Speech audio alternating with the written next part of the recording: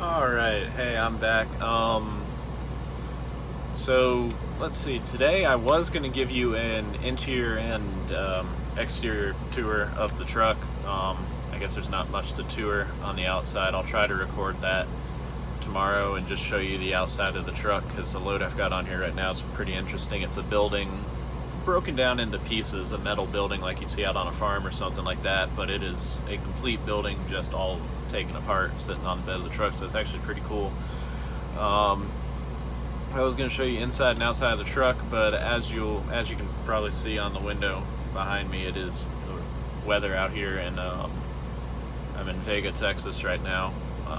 So where I ran out of time at is not ideal for going outside and walking around and filming. So tonight I'm gonna show y'all around the inside of the truck. Again, it is messy. It's definitely lived in. My primary concern in the truck is really not making sure that it looks tidy, because usually I'm the only person that sees it. I'm the only person in here. Now I'm putting it out on the internet for everybody to see my mess, but yeah, so forgive the mess. It is literally dirty on the floor, and then it's a little bit disorganized. I mean, it all makes sense to me. I know where everything's at, but it is not very tidy. But yeah, I will show you around the inside, and I guess I'll see where that goes. Give me just a sec. Oh, there's the light. Alright, so I guess we'll get started where I spend the large majority of my time, which is sitting here behind the wheel staring at what right there probably looks like a pretty standard instrument cluster that you're used to in your car.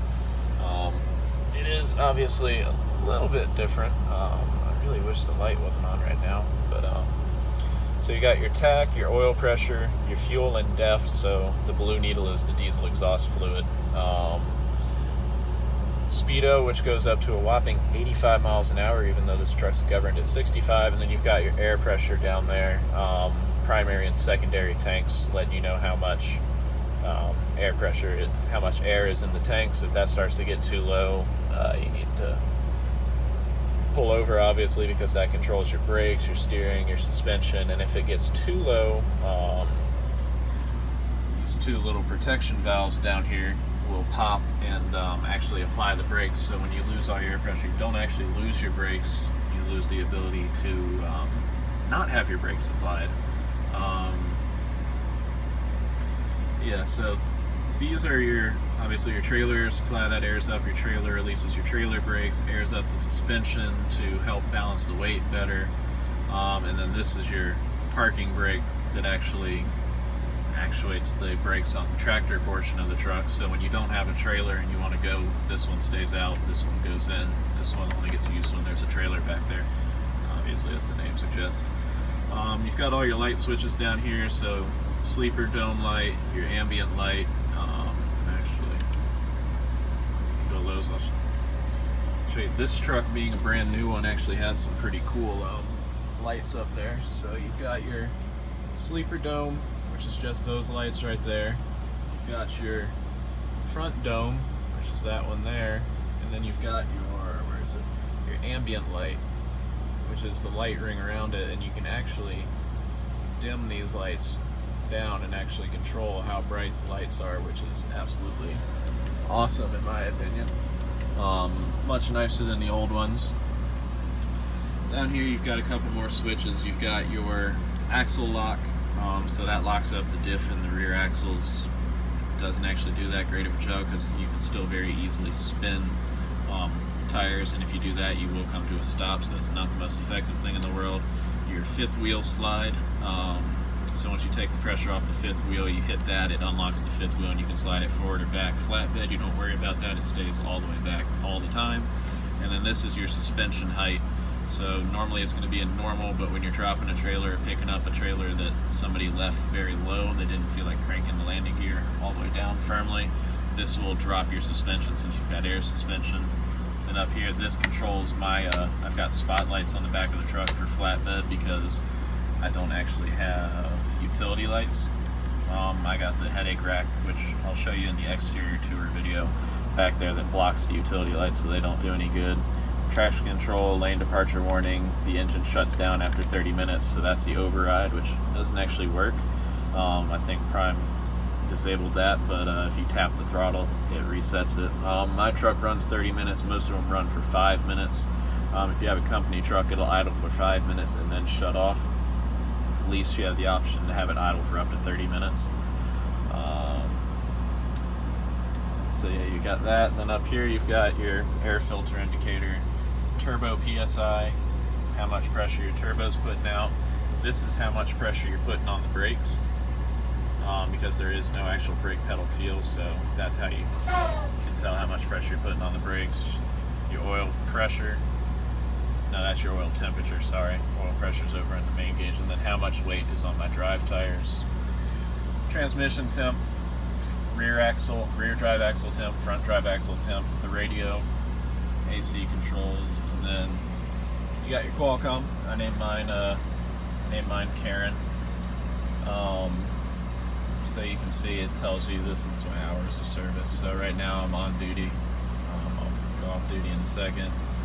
12 minutes. My last 34-hour reset. I'm not gaining any hours anytime soon, and I drove 621 miles today. And I have 14 minutes left on my DOT clock. Yay. Let's go off duty. So now we're off duty. And I'll go over the DOT clocks and everything on another day. You got passenger seat, which right now has one of Nico's cat beds on it and is being used to store random stuff. Nico's cat toys. Down there is water storage, plus where I keep the work boots because they're absolutely filthy and disgusting. Up here you've got just more storage. Top shelf, and here you've got, that's outside, just a cabinet where I keep my hard hat, rain gear. Safety vest is in there somewhere. The fluorescent thing you see there is actually the sleeves to that jacket. That jacket, you can take the sleeve, you can put the sleeves back on, and it has an exterior layer and a hood. It's a very, very nice jacket. I love that thing. It saved me this winter. Up here we've got, let's see, my disorganized medicine cabinet. I do actually know everything that's in there, but it's not very organized. There you've got a Nico. Let's see, what do we have over here? Cat food and random plastic bags to go along with those random plastic bags. And then pantry, gotta have the powdered Gatorade. It's cheaper to buy that stuff than it is to buy a whole bunch of Gatorades. More water, Pop-Tarts, forks, knives, paper plates, all that fun stuff. Satellite, I have satellite TV in here. So that's the satellite TV box. Go into the wonderful TV. Nico's crate's on the bed right now. Usually it's in the passenger seat at night. I can't see the mirrors when it's over there, so it sits there during the day. This truck we've got the microwave strapped to the top of the refrigerator. Yes, the glass plate is wrapped up in gym shorts. I didn't have a small enough towel to wrap it up in, and if you don't, it will rattle around in there and shatter because these trucks do not ride all that well. Down here, we've got the GoPro stuck to the fridge right now because I needed someplace to stick it. We've got a freezer with, well, right now it's just corn dogs. Got a lot of corn dogs. And then refrigerator. And yes, no, these don't come with the truck. You have to buy the fridge and you gotta buy the fridge and the microwave and all that fun stuff. It does not come with it. Got your wonderful sleeping accommodations down there. Twin size bed. That net that I use it for storage, it's actually there so when the truck is moving, if somebody's asleep back there, it acts as a seat belt. I don't think anybody actually uses it. It's very uncomfortable to sleep with it. Then you've got your climate controls, light controls, all that fun stuff, the APU controls. You do have windows, both top and bottom bunk. You have windows on both sides. I keep the shades on there because, hi Nico in his litter box and all that fun stuff. I keep the shades on there because It helps keep it cooler in the summer. Sorry about that. Stuck my hand up into the screen.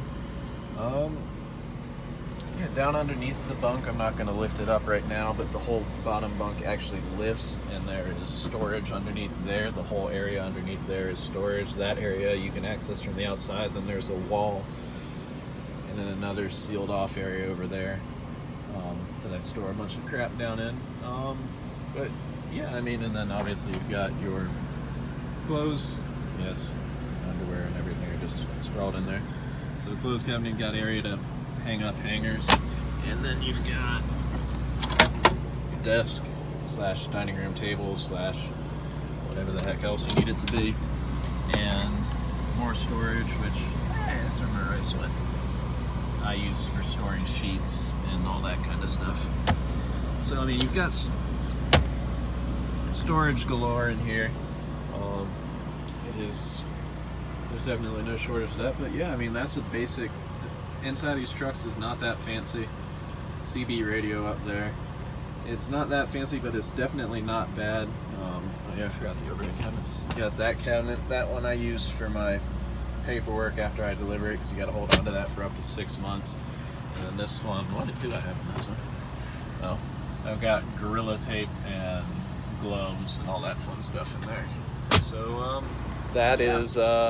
that's a tour of the inside of a 2018, and I call it a 2018 and a half because they did make the old body style 2018s at first, and then they updated to the body style that I have with the new interior and everything. The interior of the older Freightliners is not quite as nice. It's not as spacious, I don't think, and you can't fit a big fridge like I have or anything like that in there. You get a little tiny fridge that actually costs more than the big fridge. Explain that one to me. But yeah, I mean, that was the inside of the truck. I hope anybody that was wanting to look around in here and see what it looks like, I answered your questions, and yeah, otherwise I will, if the weather improves tomorrow, I will do a walk around of the outside of the truck and show you what the outside of the truck, and maybe I'll open up the headache rack and show you the chaos that is in there. But yeah, until then, see y'all. Y'all have fun, and I will see you soon.